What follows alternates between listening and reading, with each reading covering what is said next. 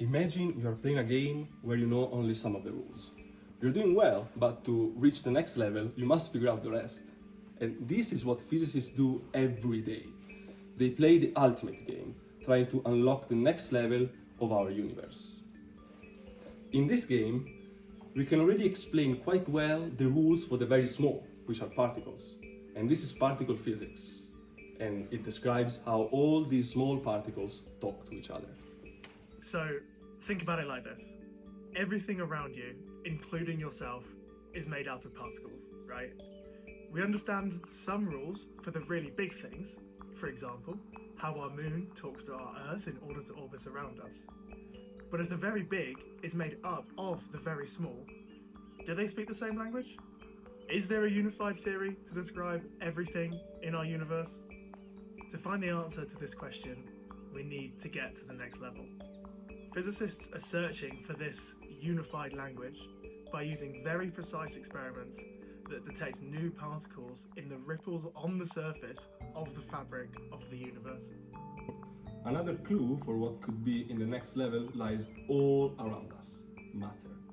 To be more precise, it could be what is actually missing around us, and it's called antimatter. So antimatter is just like matter, but mirrored and with opposite electric charge.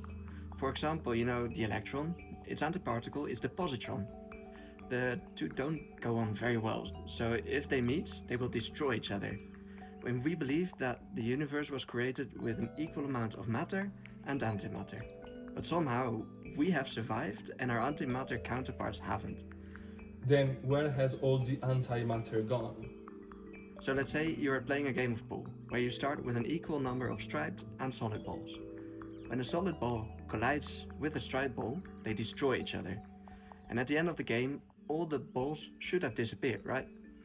However, in our level of the game, we see that one ball remains. This is exactly the universe that we see today. To examine this effect, we must study how matter and antimatter behaves differently, to see if this could lead to the huge difference that we see today.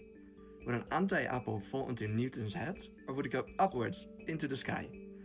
A tiny difference in the way that they act could tell us why we have so little antimatter in our universe.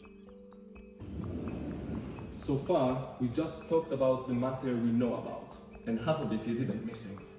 Because of gravity, massive objects attract other objects to them. This is why we stay on the Earth and we don't just fly away. But the galaxies we observe don't have enough mass in them to hold them together, and they move in unexpected ways, so something else must be there that we can't see. We call this dark matter, and to account for what we observe, it would have to make up about 80% of the mass in our universe. Dark matter is the glue that holds together galaxies, and is essential to the formation of the universe as we know it. But for years, we still haven't tracked down this hidden treasure. Unlike regular matter, people, planets and trees, dark matter is sneaky and does not talk to light. Like a black cat in a dark room, no light will reflect off of its black fur, so you can't see it. But when you turn on the lights, you will see the paw prints it's left across the room. Physicists are building extremely sensitive experiments to try and see the paw prints left by dark matter as it floats through space.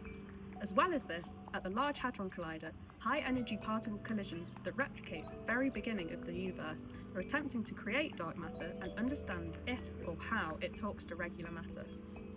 With a recent discovery, we were able to level up and introduce a brand new character to our game, the Higgs boson. Now, we want to get to know this new character. For example, does it have a family? Does it have the answers to the questions we've been asking, like why we have more matter than antimatter in our universe? Could it be the portal to further knowledge that we have been looking for? Perhaps linking us to the mysterious realm of dark matter?